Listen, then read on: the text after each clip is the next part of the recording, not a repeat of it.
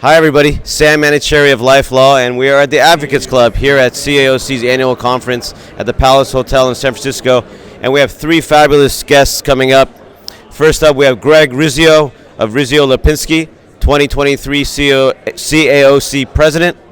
Next up, we have Boris Trezon, trial attorney at Axe Law. And finally, we have Christopher Dolan of Dolan Law Firm. I'm very excited to speak to all three trial lawyers to get their take on the 20% fee initiative cap that is trying to get onto the 2024 ballot by insurance companies. So stay tuned to hear their great answers. Hello, everybody. I'm here with Greg Rizzio of Rizzio Lipinski, fabulous trial attorney out of Riverside.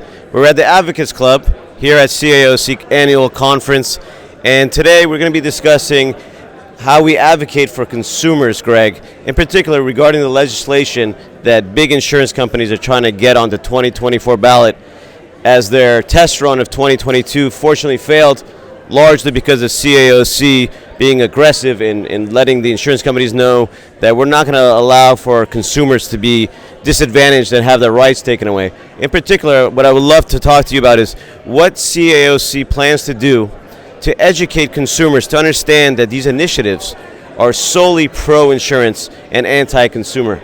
So I would love to know, Greg, what do you want to do and what is CAOC doing to help educate the public? Well, Sam, first off, it's an honor to be here with you, and I want to thank you for having me.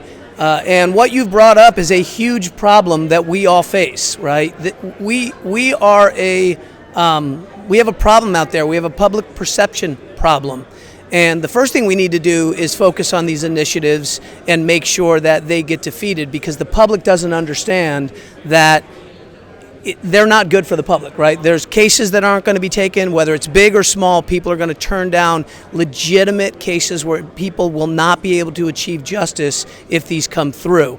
What are we doing? That's a long-term plan. But I will say that it takes people like you, Sam, frankly. I mean, think about this. 2-3 years ago, you weren't that involved in this organization, right? We need people like you, young, fresh thoughts, ideas, blood, people like you coming in, buying in, getting the enthusiasm, and also helping us fund that, right? Because it's going to cost money, Sam, for us to be able to change public perception. It's not a one-year deal.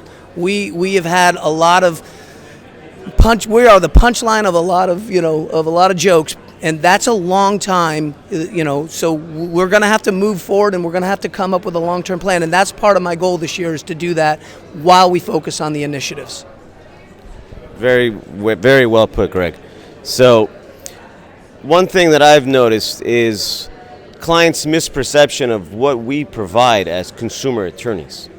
That our two goals on a personal injury case are to ensure that the client receives full medical recovery and ultimately full monetary compensation because of the negligence of another person causing them injury. So how do you think attorneys can better inform the mass public that we're doing is a public service? And obviously we're not pro bono because we all have bills to pay. But how do you think we could better educate the public that we are on their side ultimately and solely, that we have an aligned interest to achieve the two goals that I just stated? So how do you think we could better educate the client as to what we do as injury lawyers or any type of consumer attorney in general that works on a contingency basis? Well, thank you. First off, let's go back a little bit. I think there's another thing we do. We obtain justice and we protect the public, right? How many times do you have a dangerous road condition case where if this legislation goes through, that road's not going to be fixed because someone's not going to take a lawsuit and say, this road's dangerous, we need to fix it. And that lawsuit ends up resulting in safer roads, safer sidewalks, a lot of safety, and a lot of justice.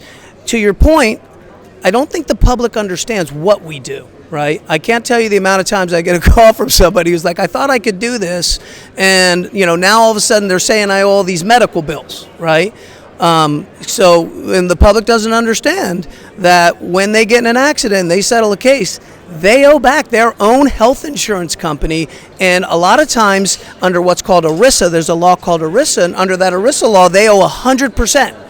So if they settle a case for $15,000, $25,000, $50,000, or $100,000, but their bills are $500,000, they will do all that work, settle that case, and lose every single penny of that settlement And we're the only way that that's going to not happen, where they will actually get justice. So, yeah, we are protecting justice. And to your point, we have to get that message out. We have to stop tripping over ourselves, and we have to let the public know that we are the ones in the legislature that is actually trying to create and protect them.